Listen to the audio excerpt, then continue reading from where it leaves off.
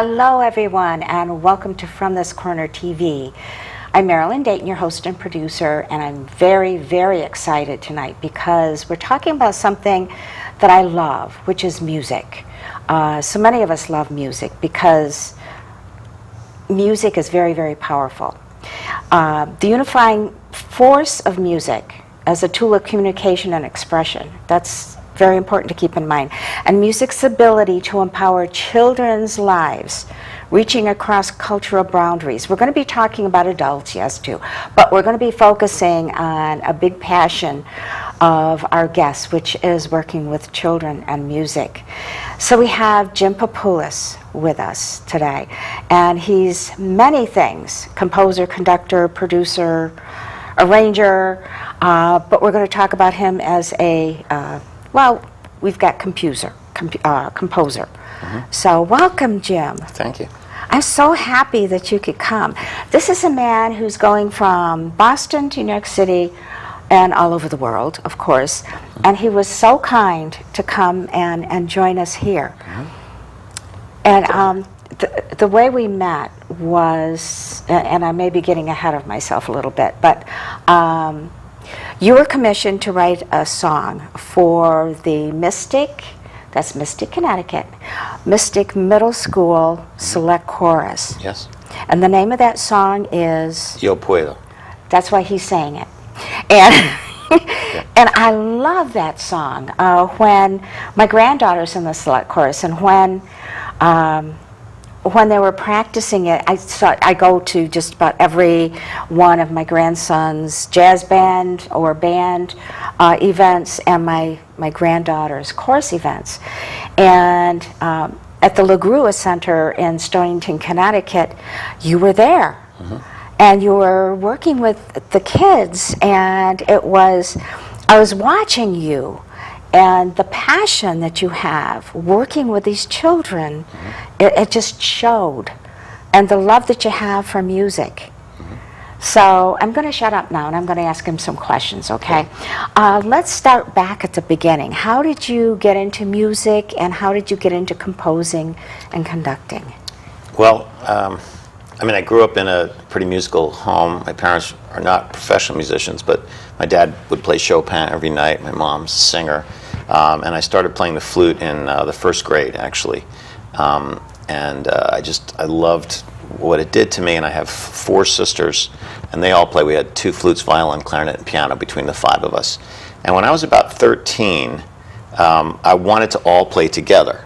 And there was nothing written for 2 flutes, violin, clarinet, and piano. So I started out arranging some of my favorite classical pieces. I remember the first one I ever did was Mozart's Eine kleine Nachtmusik. And I wrote it out for exactly that instrumentation. And that was just I learned how to put things on the paper, learning about the notes and all that. Of course, I knew how to read music, but actually writing it down. And then gradually, in the end of my high school, I started writing. I thought, well, maybe I can write some original music like that. And so I started writing a little bit original music. And then I went to college, and I studied mathematics and music. My dad is a mathematician. Okay. And he always helped me with math, and that was always my strong point. So I was majoring in math and music, but a big turning point in my life came in my sophomore year at the university. I was at the University of Pennsylvania down in Philadelphia, and I came home on spring break, and during all my spare time I would write music.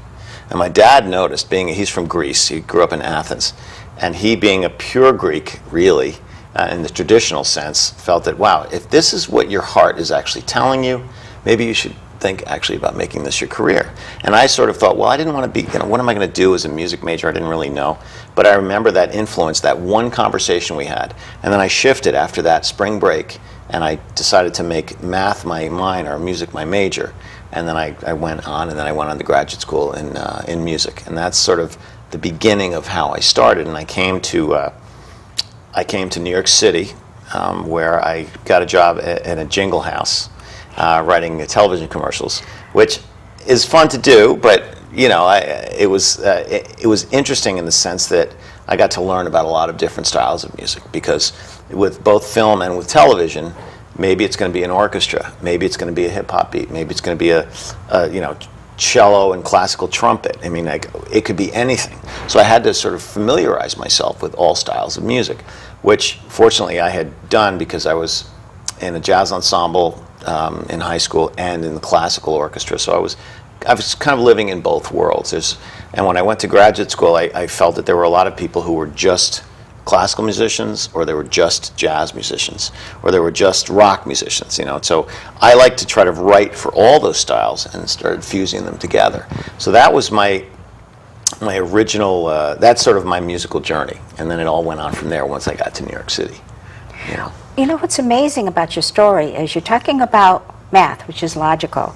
Then you're talking about music, which is creative. So you're using both sides of your brain, basically. well, I think they are pretty related. I mean, they're both analytical in a sense. You can't really touch math. You can't really touch music. I mean, it's notes on a page. There are some mathematical ways of looking at music, of course. So I think that there is, I found that a lot of math people are very involved in music as well. It's interesting. Yeah. I didn't know that. Yeah. Okay, so here you were, the various musical genres, and you were in New York City. Now, you've worked with quite a few people Yes. in your career. Can you tell us about some of them? Sure. Well, I think that what was important for me as part of my evolution as a composer was when I got to New York City, I was interested in all kinds of music, and of course, being in the jingle world was one thing. But then I met this incredible man named Jeffrey Holder. He just passed away recently. We became very good friends. He directed The Wiz. He's very involved with Dance Theater of Harlem and Alvin Ailey. So he had heard some of my music, and he brought me into that world. And I had to write a 30-minute sort of classical / world / opera / hip hop journey for their 25th anniversary for Alvin Ailey. Or maybe it was for Dance Theater of Harlem. I did the two. But anyway, he exposed me to learning how to put different genres on top of each other. And he related it, I'll never forget. He said, because I was used to thinking analytically and going to school and say, oh my gosh, it's in D minor, so it has to be an F or a D or an A. But he wanted me to just wipe that knowledge clean from my brain. And he said, I want you to think in as if you're on a stage and you have 3 dancers in front, and there's an evil snake lurking in the background. He's not going to be in the same tempo as those dancers. And I thought, oh, this is kind of cool, because I was doing some piano and flute thing in the beginning, and he said, okay, now I need something in the back. And I started doing the cello in the same time, in the same key. And he said, no, it has to be completely different, as if the snake was, so then the cello suddenly was in another key, in another tempo. And it really opened my mind to like, oh my gosh, this is really cool. So that's when I started layering, African djembes. My mother is from Africa. She was born and raised in the Congo. She used to sing to me a lot in Swahili, and I have a lot of African drums that she had brought back from Africa. Her parents were missionaries from Sweden, so she didn't come over here until she was about 15. So I thought, oh my gosh, African drums with classical music, with maybe some opera singing and maybe a little bit of hip hop in the middle there, that might be kind of cool. So I started fusing the styles together, and it was evocative of many things when you hear it. When I do music for films, I try to not make it just one. I mean, you want to create an environment. You don't want to create a melody and a chord. You want to sort of design the world, and you can design that world with music, which was just incredible to me. Wow, so he was a major influence, and I know who he is. Yes. It's just that's. So, where did you go from there? Who have been some of the people that you've worked with and what you've done? So from there, I started. I like to write for strings, so I got a couple of gigs doing string arrangements for some pop albums. That's how I started getting into that world. And then I started doing a lot of work. Fortunately, I've had the opportunity to work with the Tokyo String Quartet, Philharmonic Orchestras, all the way over to Snoop Dogg and Beyonce. I mean, so there's a big range there. Yeah. And what I think I've learned from, I think my classical understanding has given me a new light into the world of hip-hop, because a lot of the hip-hop producers grow up in a hip-hop studio, and that's what they do. It's just that. And a lot of the classical people grow up just in the classical world. So I've found that my classical elements help me with my chord changes, even in the hip-hop world. And the rhythms that I'm exploring in the hip-hop world have actually helped my classical music evolve. And I think that that is where music is really going. It's sort of becoming a sort of a hybrid form. I like to celebrate. I love classical music. I love Mozart. I love Beethoven. I love all the major composers and some of the not major composers. But I also love to listen to Earth, Wind and Fire and James Brown and funk and some of the hip hop beats. And a lot of times, you know, in the world of hip hop these days, it's very aggressive, you know, X-rated lyrics, and some of it is a little over the top. But I think that it's an incredible way to it's a voice of a generation. So I'm trying to understand it and celebrate it a little bit. Yeah, those of us who have teenage children are trying to do the same thing, Yes. you know, with our ears. And we're trying to be able to relate to our grandchildren / children because their interest is so different from ours. Yes. It's and of course my dad was bluegrass Okay. player. He had a band. They were recorded with Capitol Records back when you got the real heavy 78s, I think they were. Okay. And he also loved country. Yes. So I kind of grew up hearing him doing that. But then I loved Elvis. So, of course, you know, when rock started, it was, you know, I've kind of enjoyed all of that myself. But to have it actually come together as you're composing is, how many songs have you composed? Oh, thousands, I think. I mean, I write about, I would say thousands probably. I mean, I started out a little bit slower, and we'll get into that with my choral music in a minute, but I would say, yeah, certainly over 1,000 for sure. Yeah. Wow. Yeah. Tell us some of the memorable moments with people that you've worked with. Well, you know, one moment that I really remember, and I was doing a show at Carnegie Hall. It was a CBS television special, and Aretha Franklin was the star singer. So I was the musical director and the conductor. And I had heard that she was really difficult to work with. She was a real diva. And I thought, you know what? If anyone can be a diva, she can be a diva. I said, that's fine. I can deal with that. But I heard these things, and I've learned in my life to, you know, you have to understand it yourself. You can't take someone else's word for something.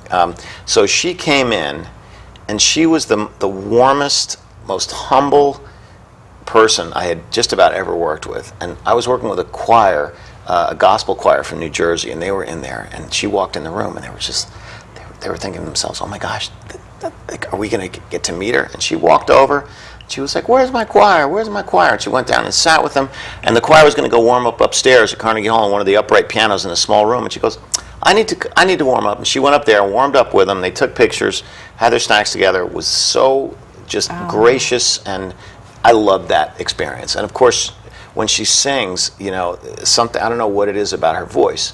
I mean, what makes an amazing singer versus a pretty good singer? There's something about the resonance.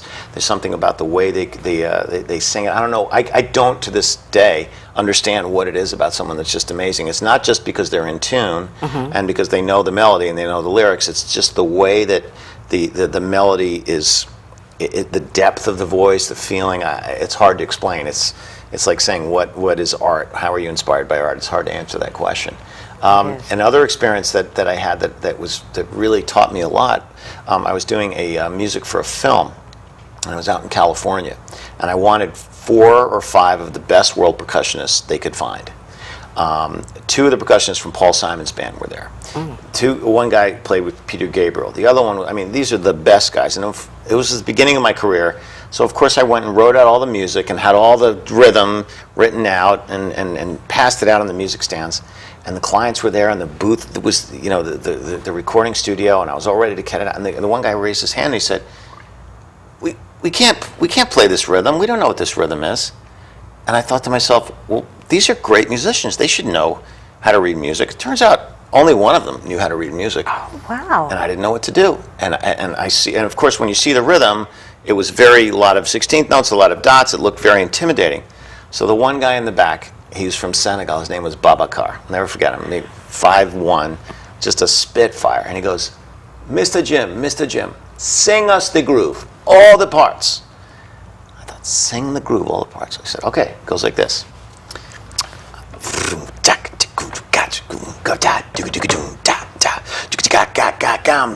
He goes, okay. And he counted off. 1, 2, 3, 4, bam.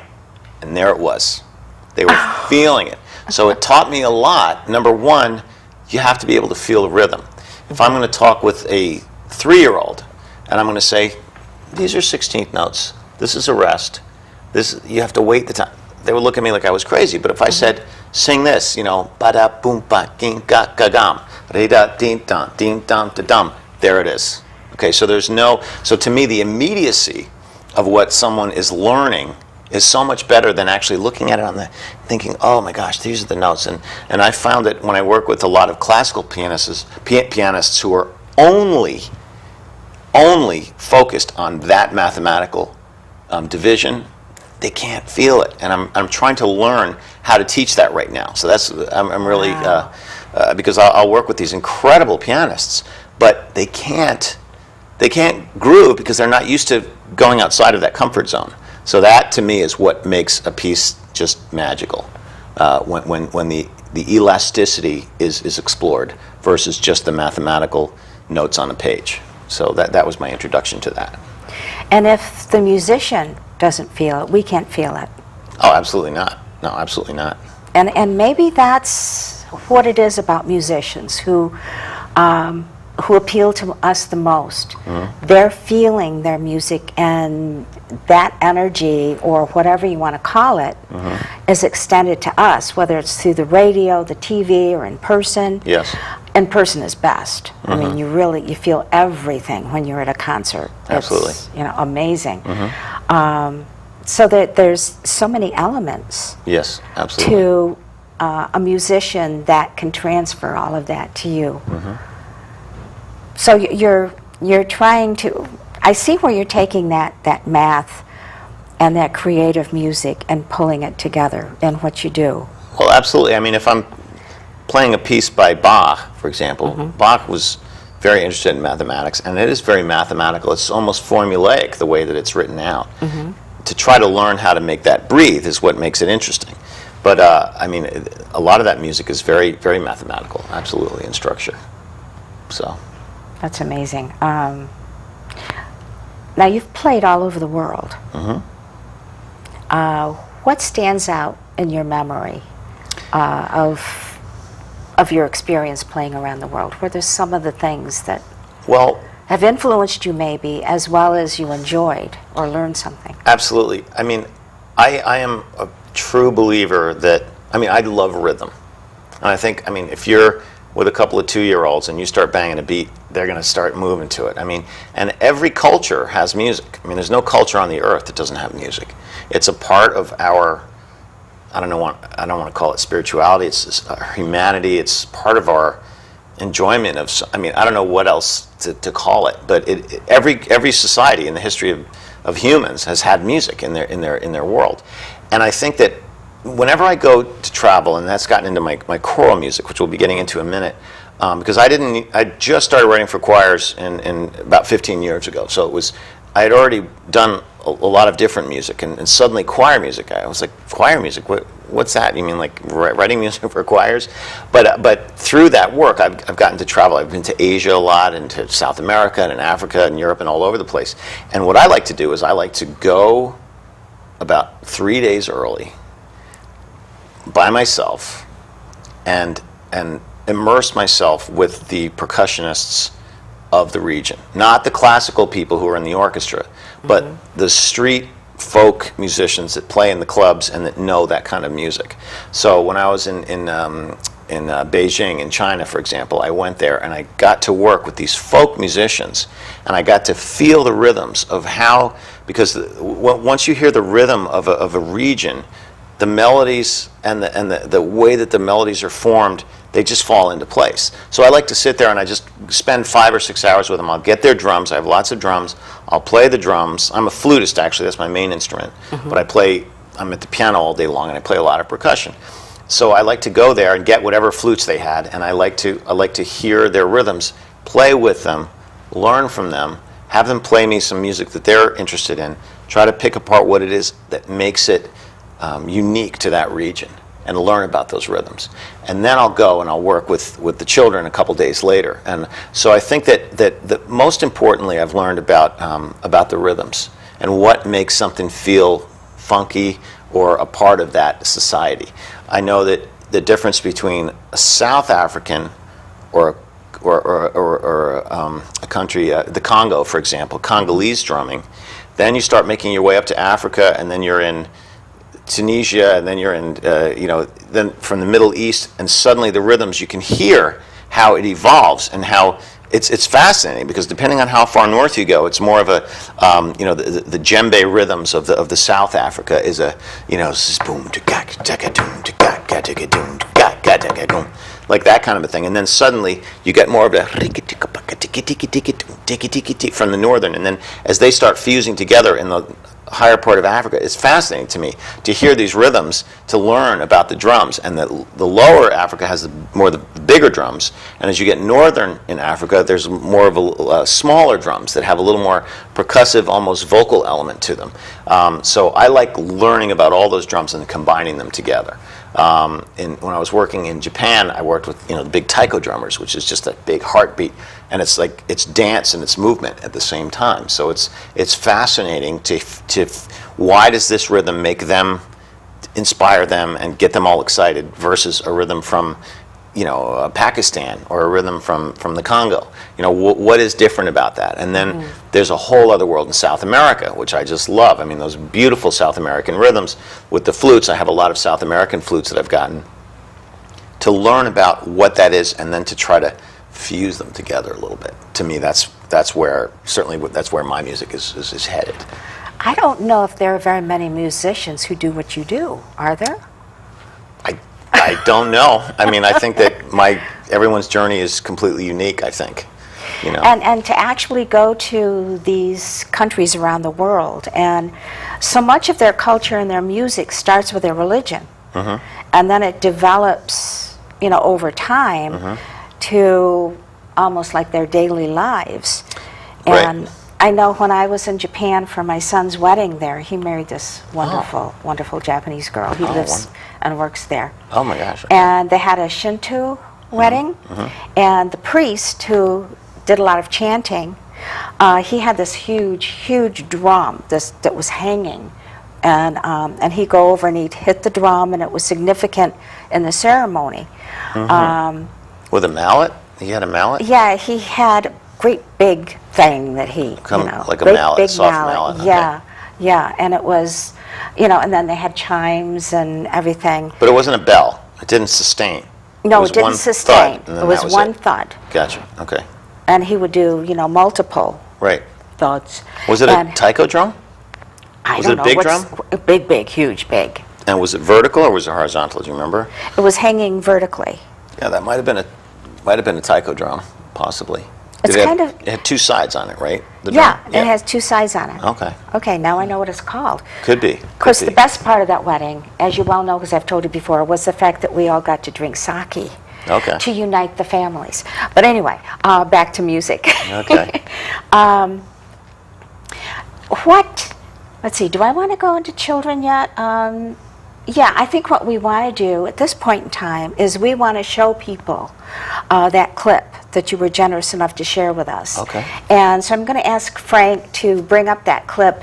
It's very short, but it kind of gives you an idea of who this man is, what he's done, and what his passion is.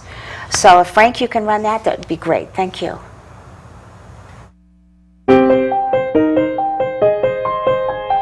Hi, I'm Jim Papoulis. I'm a composer and a producer. I write music from all different styles, from classical music to pop to jazz to world. I'm doing some percussion overdubs on this vocal piece. So here it is. I use drums. Each finger has a different drum.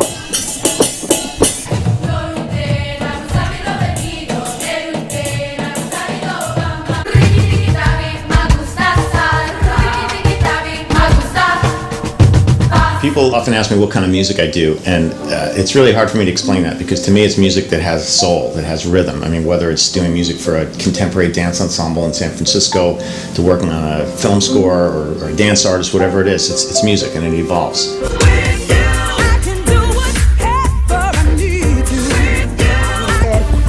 Can we talk if you wanna get to know me? Boy, you're gonna have to show me how you're gonna get me out of the cloud. Give us hope, my voice is calling. Can you see? Look in my eyes. It's not really formula traditional, and it's exploring from styles all over. I mean, it might be a classical style, it might be an R&B style, it might be an African style.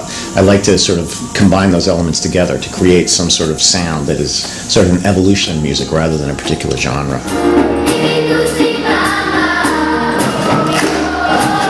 Jim, tell us about this piece. Swahili, and it's really children stand tall together. That's what it's all about.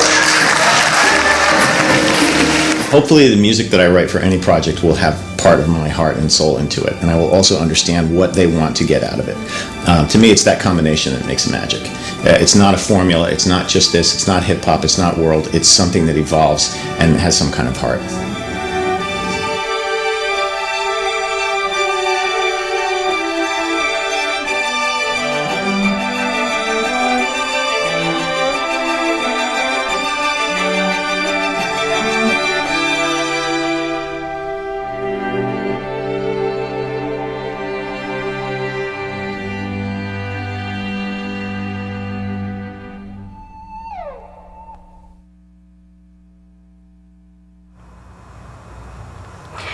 And I really, really like that promotional video. And at the end of it was his website.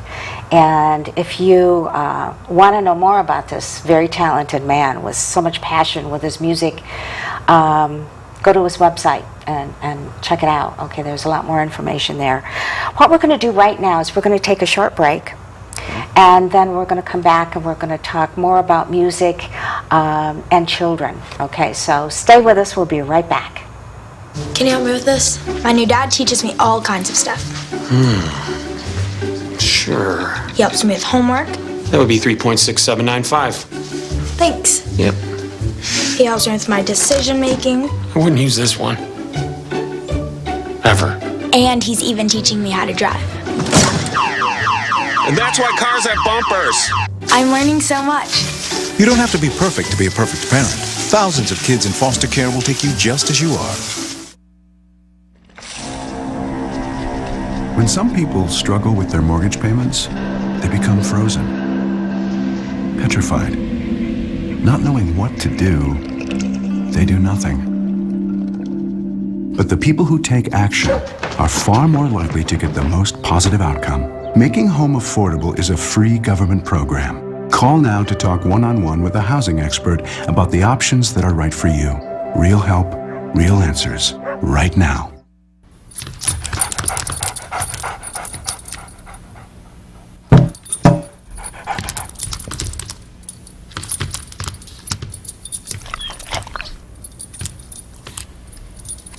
There's a shelter pet who wants to meet you. Meet one today. Visit theshelterpetproject.org. Adopt. Up, college is hard. Down, those books are heavy. My sport is football, but my passion is education. Right up here. So every year I take promising high schoolers on a college tour Lights there, darts there. to show them that higher education means a brighter future. My name is Nnamdi Asamoah. I don't just wear the shirt, I live it. You can be a reader, tutor, or mentor too. Take the pledge at liveunited.org/volunteer. Do you wear this? And welcome back. We're here with Jim Papoulis, who is a composer and many other things. He believes that music can heal, educate, celebrate, and empower the lives of children and adults too. And that's what we're going to focus on now, your work with children. Jim, tell us how you got into that first interest working with children? Well, when I first came to New York, I was doing jingles, and one of the jingle producers was on the board of some big organization that the UN was sponsoring. It was called the Earth Run. It was a run for peace that they had. And interestingly enough, Bruce Jenner ran the torch because he was an Olympic athlete. I mean, this was in the late 80s. But they needed a theme song. And Stevie Wonder was supposed to write the theme song for this event. And about 2 weeks before the event, he got sick, he canceled out, he couldn't do it. And the jingle producer who was in my studio, I was doing a commercial for something, I can't quite remember what it was. I heard her on the phone, and she was just like, "Oh my gosh, what are we going to do? We need to do the song." And I asked her, I said, "Well, what is it?" She said, "Well, we need a song. It's called Let's Give the World a Chance," is the name of it. We just know the title. And it's about peace, it's about working together, and it's all that. And I said, "Well, I think I could put that together for you." And she goes, "Well, we have the presentation is on Monday. This is Thursday."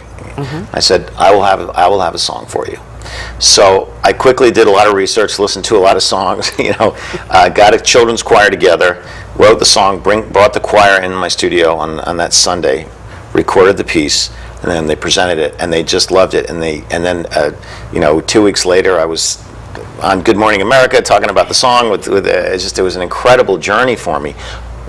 And then we recorded it with the New York Philharmonic Strings. We had a big children's choir come in and do it. I mean, it was just an incredible opportunity, and it really opened my eyes. And then we performed it with a 350-member international children's choir on the steps of the United Nations. Wow. So I was now I'm a children's choir person. I mean, that's kind of the way things work. You get not pigeonholed, but people say, "Oh, this is a children's choir person." So that sort of whet my palate on the children's choir. And then it was a few years later, I started doing more music, films, and all that kind of thing. And then I realized that, wow, children are incredible to work with, and the human voice is just an incredible part of music. So I started writing some music for children, and that's what became the beginning of the foundation, and that's where it formed into that. So that was the beginning of what of my journey with children's choir, and then the foundation grew out of that. Now, had you ever worked with Stevie Wonder?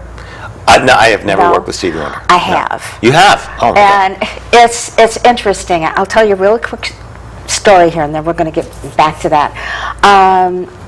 I was working with Eastman Kodak Company and their battery division, and met my third husband there, actually. But anyway, we needed a song. We all went to New York City, and I was a subcontractor to the actual agency, so I was pulled in on that. And so we were ready to work with Stevie Wonder. And I had actually met Stevie Wonder when he was young, when I was doing my radio show when I was a teen that coordinated with Dick Clark's American Bandstand. So I had met him, and I was anxious to see if he remembered me, which he did. But the interesting thing with him was he can't see night and day. So he does not think about night and day as being two separate things. So he wasn't ready to work until 2 o'clock in the morning. So we all kind of went back to our hotel rooms and took a nap and waited for the call. We got the call, and so we were there pretty much through the night working with Stevie Wonder with his music, and it was very interesting because it's a different way than we are used to working, because when you are a blind person, your senses work apparently differently. Sure. And so it was just interesting. Yeah. It really was. Awesome. What a talent. Oh, what a talent. Yeah. So here you were. Now you found something that you can be really passionate about. Tell us about the foundation. So the foundation started 15 years ago, and it just seemed, I was reading the New York Times every morning then, and I thought, it seemed like everywhere I turned, there was this incredible couple of months where everywhere I turned, it was children being subjected to very adverse conditions. that was just, I just wondered how they could possibly grow up to be loving, caring, kind people. And it was striking. It just, everywhere I turned, I would pick up the paper, turn around, there it was, people, just horrible things happening to children. And I thought, wow, now that I've got my music career going along, where do I want to go with it? And I said, I think I would like to create a foundation. So a few of us got together and we created the Foundation for Small Voices. And the concept is we're going to raise money for children and music, especially underserved children, music, and youth throughout the world. That's how we decided to start. And it just so happens that about 4 months later, Hyatt Hotels, Hyatt International, they had committed to a pretty large figure to another foundation, and they had to give that money away by November 15th, I believe it was. And on November 1st, they found out that the organization they were going to give it to was corrupt, and they were scrambling to find somewhere to give their money. And so one of the people on the inside in the Hyatt called me up and said, can you be in Chicago tomorrow and give a presentation to the president of Hyatt? He will only meet with you for 10 minutes. That's it. You have 10 minutes and that's it. I thought, oh my gosh. So I went out there with my wife and we got it all together. She became the executive director of the foundation. And we practiced our pitch and we went in there and we just laid it out on the table. And we were there for an hour and a half. And of course, his other meetings were knocking on the door, and he said, no, I want to. And he brought lawyers in, we signed up a deal, and he committed to our first sponsorship. And he said, and I want to do a concert in Carnegie Hall within 2 months. And I thought, okay, I think we can do that. So I wrote my first song that I ever wrote was called "Give Us Hope." It was for children's choir. So we did the concert. It was actually the first concert of the millennium in Carnegie Hall. In January of 2000. And we had the Boys Choir of Harlem, we had the Young People's Chorus of New York City, we had the Tokyo String Quartet, the Norwegian Children's Choir, we got SAS Airlines to sponsor them, to bring them over. We got everything got sponsored, and we did this really fun concert. We were sold out at Carnegie Hall. It was amazing. And out of that concert, the publisher, Boozy and Hawkes, is one of the biggest publishers. They're distributed by Hal Leonard, one of the biggest music publishers in the world. They said, we would like to sign you as a composer and do children's choir music. And I thought, okay, I have one song in my repertoire. So Give Us Hope was my first song, and that is been probably my most successful song to date, and where it's been played, and it was at Obama's inauguration, and it's now on permanent exhibit in the 9/11 Museum. So when you go to visit the 9/11 Museum, it's the song you hear before you leave. So I was so happy that, it was a song. I didn't think what was so great about it, but somehow kids seemed to respond to it, so which is fine for me. Then I started saying, okay, my world now, a large focus of my work is with raising money for the foundation and giving music to and working with choirs.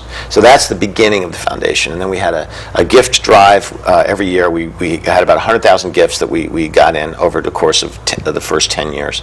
And now we're focusing on music programs. Specifically, it doesn't have to be in an inner city, but mainly for underserved youth. And that's the beginning of the foundation. That's how it started. I love that word, underserved. It's much more positive than the negative it could be. And so you've traveled the world doing this. Yes. Well, as a matter of fact, we were going to leave on September 15th, 2001. We were going to go perform at the White House. And then on the 16th, we were going to leave for China for a 6-week tour to do about 10 different concerts. On Monday, 9/11 happened. Right. So, of course, that tour got canceled. And we were kind of scrambling, okay, well, what are we going to do exactly right now?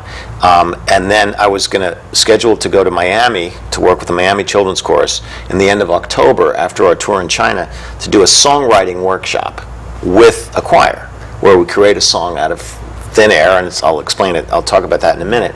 But I talked to the director and I said, well, maybe we should cancel it, and he said to me, his name is Timothy Sharp. He's an incredible musical director with the Miami Children's Chorus. And he said, you know what? Now is probably the best time for a songwriting workshop. And another song grew out of that, and it's called We Will, and it's about being strong after something has happened and being able to move on with your life with joy and reverence. And it became a published song, and now it's done by a lot of choirs. And so then it turned into doing a lot of songwriting workshops. And what a songwriting workshop is I will go into a community, and I will meet a choir for the first time, and we'll create a song out of thin air. And we'll write it, and I'll usually end up publishing it. And we write it in about 2 sessions, about an hour and a half each. Then I bring in a portable recording unit, and I record it. And then I bring it back to my studio, produce the track, and then come back, and then we have a completed, done, published piece and a CD and an actual mixed track of the piece. And it's been a very incredible journey for me, because I have done it with the best of the best choirs, with the London Boys Choir and the Chicago Children's Choir. And I've also done it with incarcerated teens in Houston, with homeless children from Tanzania. I mean, to the inner city in Chicago, to kids in South America. And I've written probably I would say about 200 songs, maybe, or 300 by at this point, that came out of just literally talking with them and working with them and creating a song together. Now, when you're talking with them, you're Yes. pulling information from them about their feelings, Absolutely. thoughts, and Right. ideas, and that's where the song comes from? Yes, because all the music I write for choirs is sung from the vantage point of the person singing it. It's not this preachy kind of I had gone around when I first got signed by Boozy and Hawks. I went around with a notebook. I was going to go to a lot of concerts. Being an academically inclined person, I wanted to go to a number of concerts, take some notes, find out what works. So I was going to write down what worked, and I went to about 20 concerts in a 3-month period, and it became a notebook filled of what never to do. Because the cheesy lyrics, the lack of groove, it just didn't inspire me at all. And the kids were not enjoying it. So I said, I want to do some stuff with some body movement. I want to do some pieces in Swahili. I want to put some chanting into it, some yeah, that kind of fun stuff. The kids like to sing. The kids like to sing it. The audience likes to hear it, and everyone's alive, and that's what music is to me. I mean, and that's how that sort of grew out of that. Now, how do you keep this foundation going? Well, we have private and corporate donors. That is in today's economy. Obviously, it has come down. Yeah. But we. So it's mostly donations from people and some corporations, and we've just started something, a project through the foundation to raise money. It's called Music Changes the World, and I'm in contact with many choirs throughout the world, over probably 100,000 that I work with, and that have done my music, and I'm in contact with them. And I thought, all right, I'm going to challenge them. Let's create a song and an organization and a global choir community called Music Changes the World. And we're going to ask these choirs to commit to raising $100, which is not a lot for a 50-piece choir. You can do that in a bake sale, right? Yeah. But the magic of it is just like a choir. If you have a 200-piece choir, you take one singer away, it's still going to be a choir. You take 2 away, it's still going to, but it's what makes the choir is the individuals. So if we can all join as a group and we need 5,000 choirs, we can write $500,000. I mean, and we can, all the money goes to scholarship funds, to music programs being cut, to giving music to people, and then we have some corporate people that say, well, we want to give more than $100, and I'll say, fine, that will sponsor $2,000 will sponsor 20 choirs to join this community. We're going to have an online presence where you in Taiwan could meet a group from Stonington or Mystic, Connecticut, and you'll be able to communicate with them. And then I'm writing a song, which I'm writing literally right now this week on the train. I was working on it. And the name of the song is Music Changes the World. So we're going to publish that, and then all the proceeds are going to go to this. So it's we're also doing, we're actually looking for a seed grant right now to start a scholarship program. We're just beginning to explore this because we've just structured the foundation recently. And so that's where it comes from. It's individuals, but we kind of like it when they're in these small amounts with the $100 because it sort of is a metaphor for the choir of sorts. So that's where we're kind of going right now. And if someone's watching and they want to donate, they can donate right on your website, correct? That's correct, yes. Foundationforsmallvoices.org. And there it is. And also, if there's a musical director of a choir that says, we would like to commission you to write a song for our group, Absolutely. They can contact you through your website. Right through the foundation. Okay. So yeah, Okay. through smallvoices@gmail.com. But then I always donate a large portion of any songwriting workshop you do right to the foundation, which in turn funds that machine of getting music to underserved youth. I think that there's moments that I have had in my life that are just incredibly touching when I work with this choir, and I'd like to just tell you a brief story. Please. I was working with homeless Tanzanian street children. A friend of mine went on a safari over in Africa and saw this band of street kids, and he thought, I want you to do a songwriting workshop with them. And I thought, okay, that's interesting. Sure. So he worked on funding the whole thing, and these kids didn't have a home. We didn't have anywhere to go. So we did it, and we did the songwriting, and this one little boy, and I can't remember his name, but he was 9 years old, cutest little guy, big, bright, white smile. And these kids have been through atrocities. They have no parents. Some of them were killed in front of them. I mean, it's just horrible what these kids have gone through. Yeah. And he was 6 years old when he's been with the group it's his third year. His mother took him to a bus stop and told him to wait. So he was waiting at the bus stop, and the mother abandoned him. She didn't know what to do. She didn't have any money. So the street kids would go by, and they would see him at the bus stop, and he said, no, my mother told me to wait here.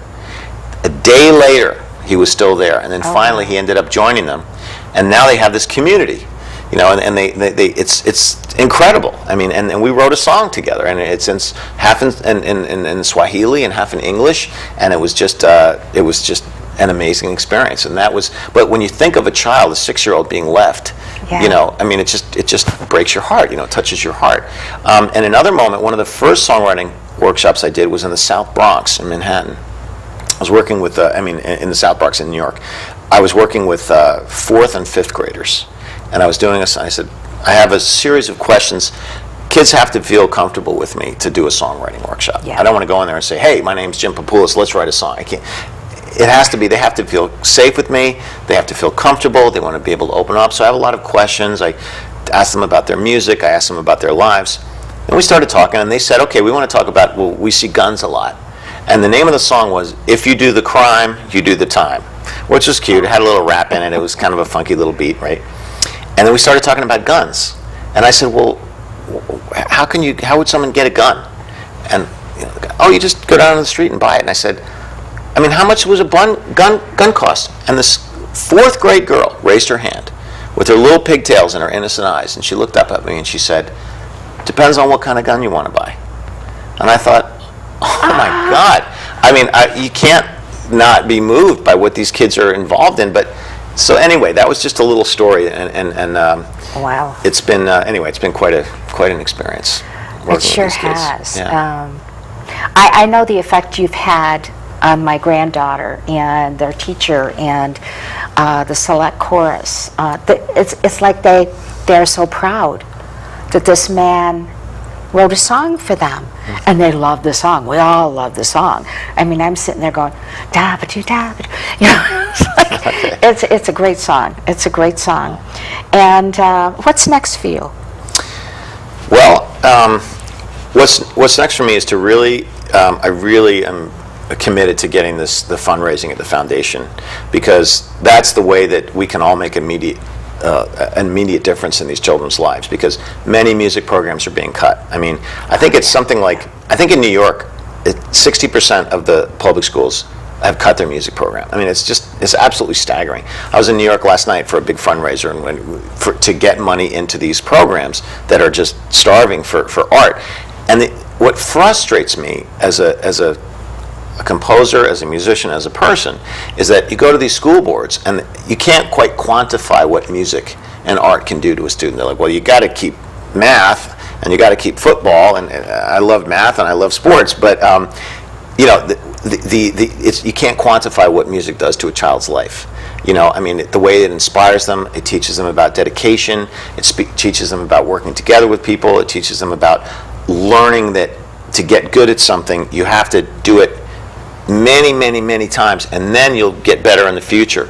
A lot of the youth of today, they want to learn a game in 3 hours, or it's too frustrating for them, So I find that people are playing chess less, people are practicing their instruments less because they don't understand that it takes some time to get to that point. So I feel that it's such an important part of society and the world and the future. So we're really committed to the foundation for raising this money to give to these programs, to setting up a scholarship fund. And then my creative journey as a composer, I want to go into the orchestral world. I'm writing a series of pieces for because a lot of the orchestral audiences are literally dying.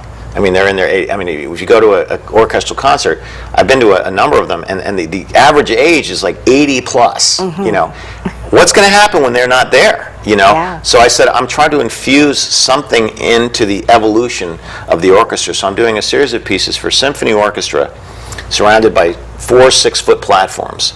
I'm going to have an African drummer, an Asian drummer, a South American drummer, and an Eastern Indian drummer. And they're going to be dressed in their traditional outfits, and the music's going to be very rhythmical, and they're going to be passing it to the strings. So it's classical music, but it's expanding the palette of the orchestra, and hopefully will infuse a different audience into it, going to an orchestral concert. So I'm planning that out. We're going to be recording it. It's about a year away or a year and a half away. I'm writing all the music right now. But I'm going to continue doing my music. I do songwriting workshops. I write about 30 choral pieces a year right now. Many of them are commissions, and I'll go and work with choirs, and I go and do music festivals a couple times a month with 400 or 500 different kids, and all over the place. So that to me is that's what I want to do. It's pretty obvious. Yeah. I mean, the passion comes through. Now, you have 3 children that are growing up. Yes. They all play. Do they? Yes. Do they feel passion? Are they going to follow music? I don't know if any of them are going to be professional musicians, but music has certainly touched their lives. I mean, every choir person I work with, I don't say, hey, you have to go into music. Absolutely not. Yeah. You enjoy music. I mean, if I'm going to be enjoying art and I'm going to be painting, I'm not going to be a professional painter, but I'm going to open up my heart and my soul and my humanity to experiencing what art can do to me. It'll make me I think art in general makes people kinder. I do. And I think that there's a soft humanitarian side to every human on the earth.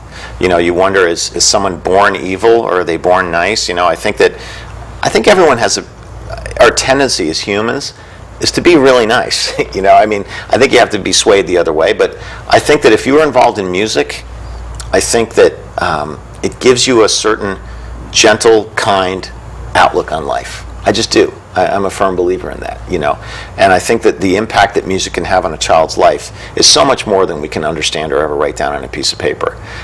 So I would rather go and work with a choir, to do some gig with some pop star somewhere on some TV show, or can I go and work with, incarcerated teens in Houston, which is what I did a couple years ago. And it was just one of the most moving experiences I ever had in my life, talking to these boys about why they were there, what they wanted to do, getting them to open up a little bit.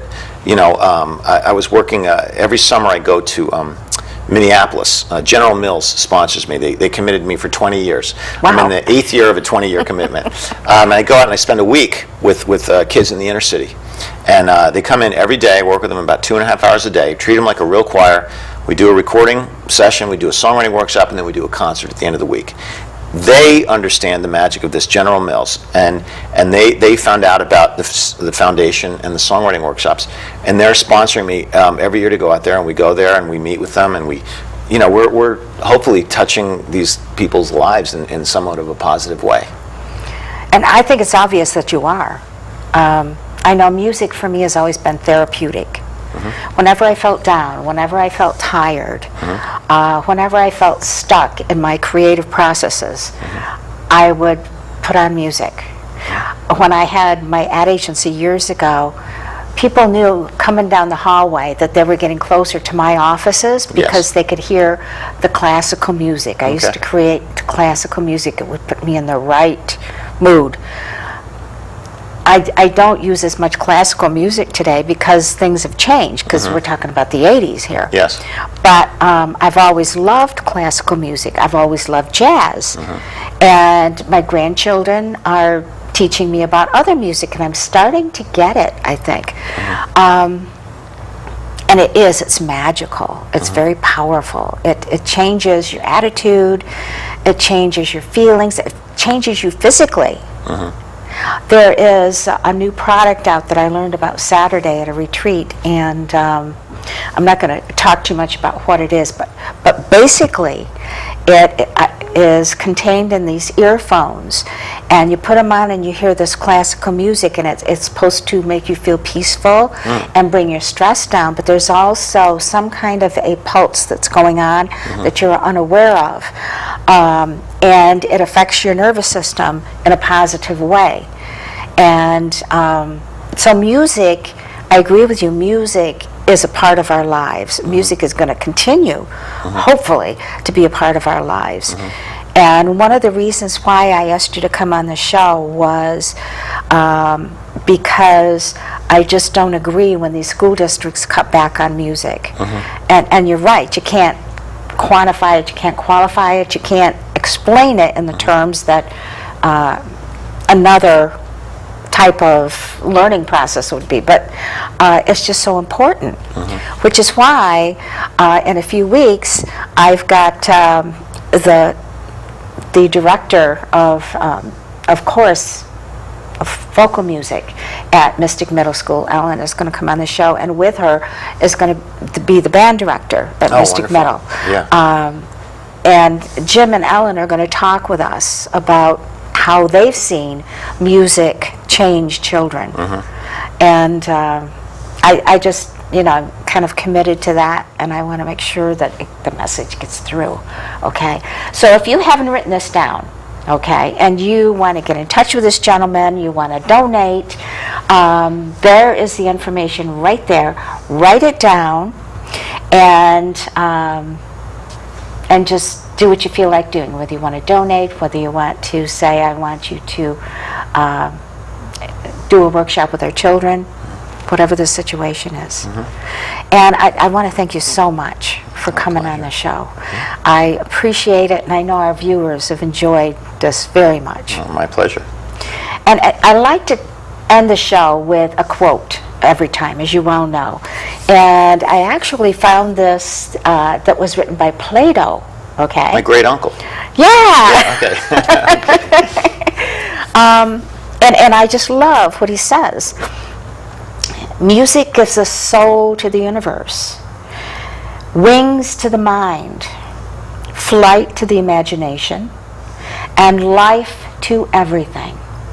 And I think that kind of sums it up, don't you? It does.